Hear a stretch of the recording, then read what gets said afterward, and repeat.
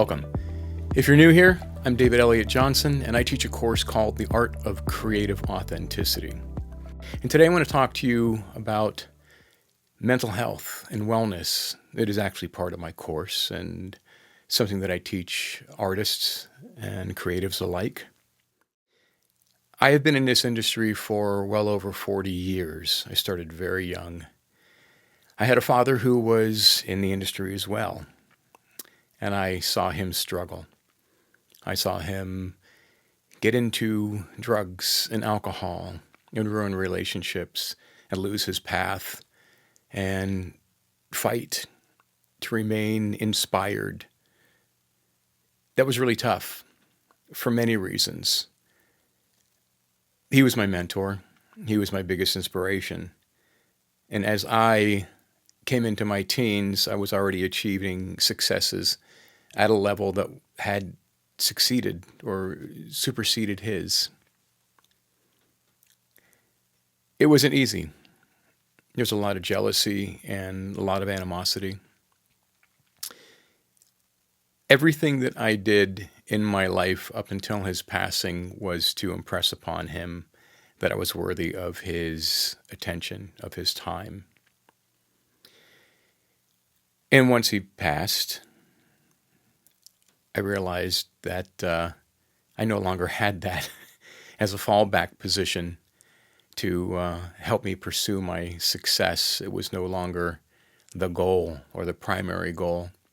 My goals became very different. I had a child, and the industry was starting to change as well. There was LimeWire and Napster, and digital information was becoming very, very popular. So I was taking on not just changes in my creative life, but in my personal life as well. My friend Q put it pretty eloquently when he told me about one of his parents passing. He said, you walk around for the rest of your life with a limp. Like one leg is just a little bit shorter than the other one, and you tend to kind of curve off into into like a semicircle if you're not careful. At this point in my life, because of what I've gone through, and I don't personally consider it trauma. There was definitely some emotional residue that stuck around for years after his passing in 2003. But I learned to resolve that myself through practices of meditation and just self-disciplines of shutting down my mind. I did a lot of reading, a lot of soul searching. I listened to Deepak Chopra. I listened to Eckhart Tolle. Ram Dass was big in my house. Sai Baba was even bigger. So as I grew up, I had this tendency to resolve my issues in a very spiritual way. I've never been an aggressive individual, except when maybe I play drums. But I think that's just being passionate and emotional and being inspired in the moment. But at this point in my life, I really feel that my purpose and the most value and worth that I can deliver is to help others that are artists that are going through what I've been through. Not necessarily family death or, struggles with challenging your father's career with your own, but just trying to keep yourself on the path of remaining an artist. It's not easy. You wake up and you go to bed with challenges that you create all on your own. You create scenarios and dialogues and take on issues and responsibilities that truly don't even exist. We build these false narratives for ourselves that it's just for the sake of the ego. And the ego is always there to prove you wrong and prove it right. So if you have this voice in your head that's saying you're a failure, you're never going to make it, that is just this false narrative that you have picked up along the way. And now you just trigger yourself over and over when you start to trust in yourself. The first thing your ego is going to do is to tell you whatever you're doing is not worth it. And this is where the will to survive as an artist really comes in. It's you challenging that and finding ways to challenge that. Because being an artist is the greatest thing in life. Next to family, next to friends, next to children, next to love. Being an artist, I don't know where I would be in my life if I wasn't. And I value this as much as I value this time, being able to speak to you and tell you that I understand. I understand where you're at. I understand where you've been. I understand where you're going. Even more so, I know how to push you past all of that to get to where you want to be. Because some of you might be thinking that you want some sense of success. And 9 times out of 10, it's a foundation of monetary status or security. That's a hard one to overcome because, again, it is a false narrative. As I've shared in the past, every bit of success that I have ever created has been out of work that I have been 100% present for and committed to and driven by nothing but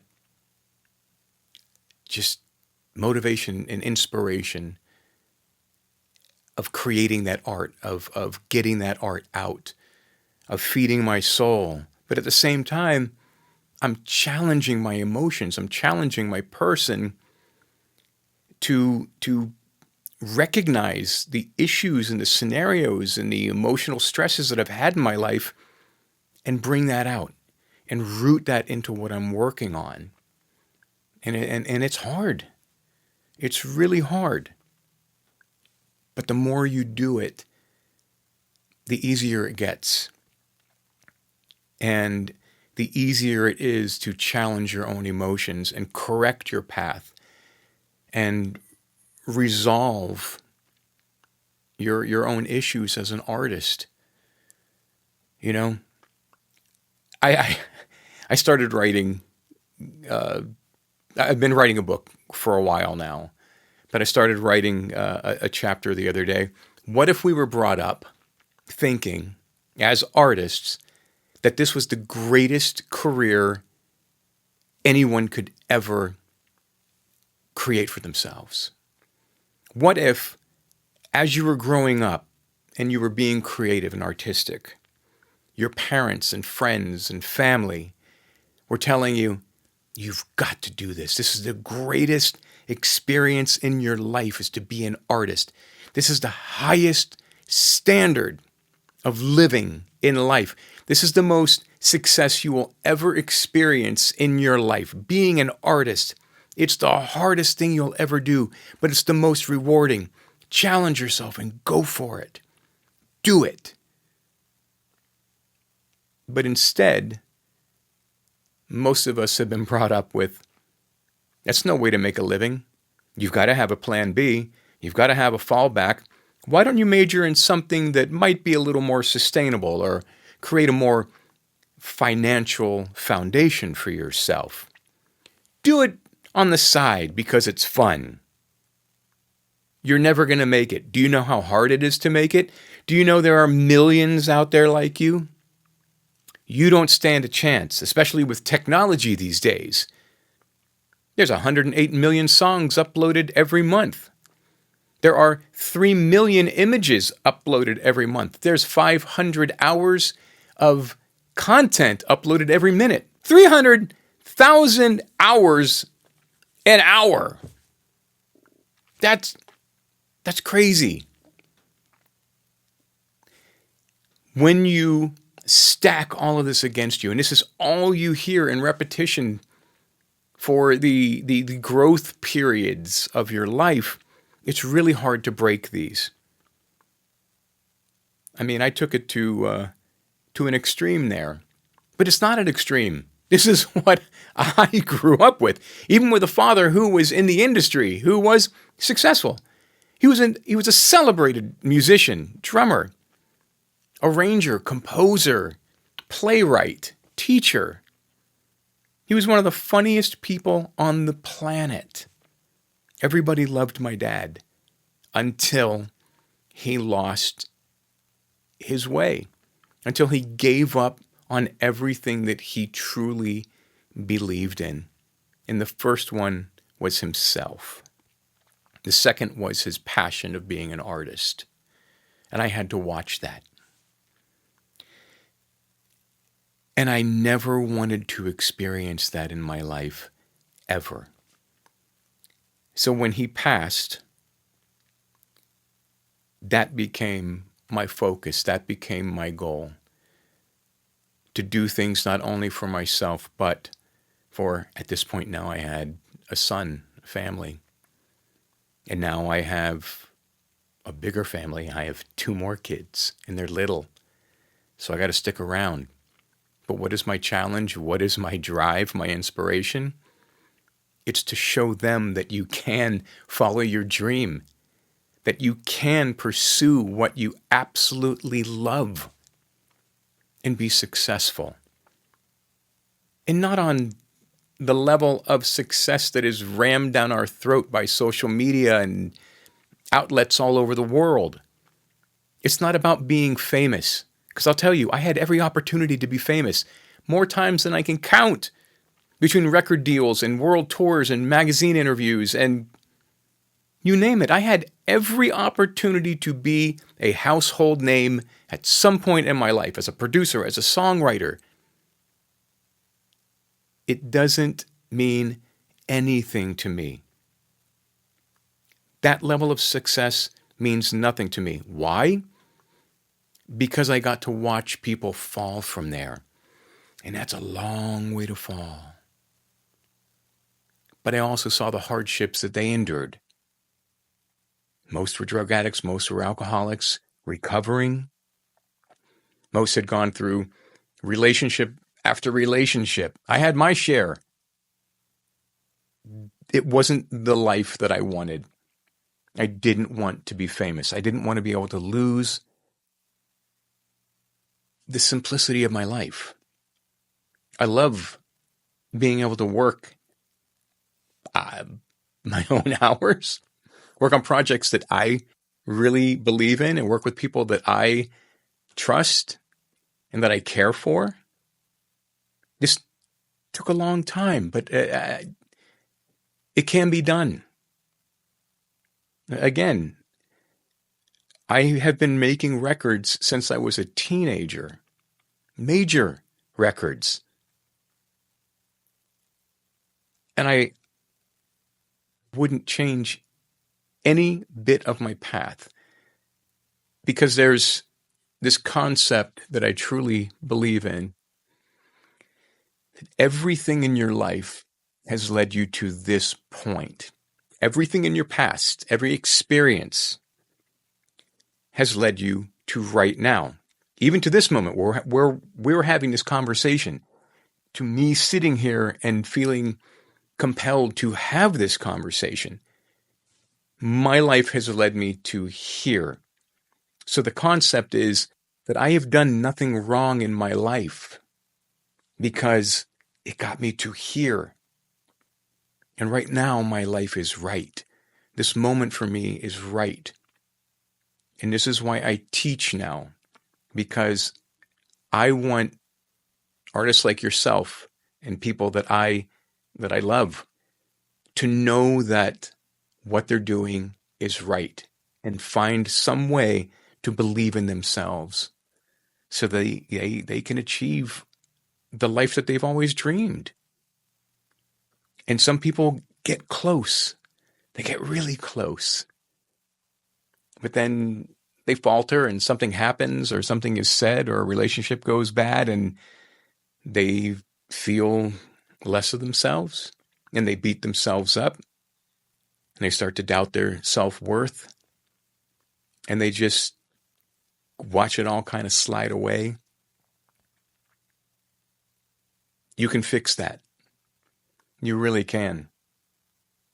And what I've learned to do to fix all of that is push myself into being creative, force myself into being creative, throw myself at the piano, pick up the drumsticks, sit in front of the microphone, pick up a pen, pick up a pad of paper, and just get it out. Push through it. They call it resistance with a capital R. Push through that, because when you're pushing through the resistance, that is how you know what you're doing is right. That is your ego telling you, you cannot do this. You're never going to get through this. And it's going to try and take all of your energy and all of your attention and put it back up into here. You got to come from here, way down here, the inner voice, the gut. And you got to go with that. You got to trust in that. You got to believe in that. Because I'm telling you, as proof of me sitting here, it's not easy to be an artist at all. But it's the most wonderful and amazing journey on this planet that I could ever imagine. Being able to create something out of nothing. Think about that for a second. It's kind of magic. Seriously. It's beyond me sometimes. Where I can sit there and I am delivered something, and my challenge is to get it out without letting my mind interfere or fuck it up. And this is my life. This is how I've made a living my entire life. By trusting in the inspiration and trusting in the flow and trusting in the value of the unknown. I just believe. I always have. And sometimes it's really hard to believe in something that you can't see. Something that doesn't have a contract with other than yourself. So I just wanted to make this video to let you know that any time that you are going through something where you consider stopping being an artist, think about it, sit down and really ask yourself if anything that you're creating your mind is in truth, is it really who you are? And the answer will always be no. All the shit that you create in your head, it's just there to mess with you. And as I've said in the past, I've created a mantra for myself. I save my conversations for somebody else. Because as soon as I start to have a conversation with myself, that's insanity. And I don't want to go down that road. I know many that have, unfortunately.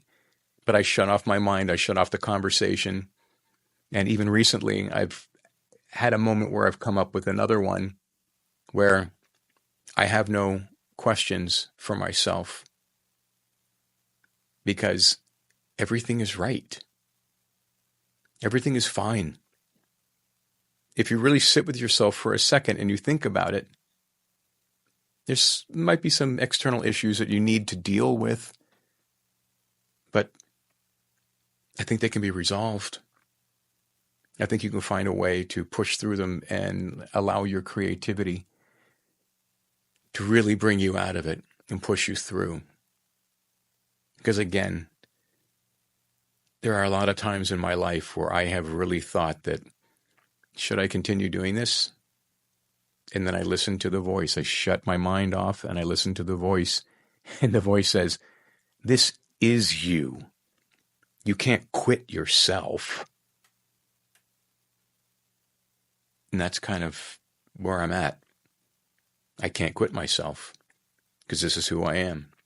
I'm an artist in every form or function or definition that you can think of. I make things from nothing. So I hope something that I've said has made you think for yourself that this journey is worth it. So until the next time, be well, be brave, be you. Just believe in yourself. I'm going to turn this thing off now.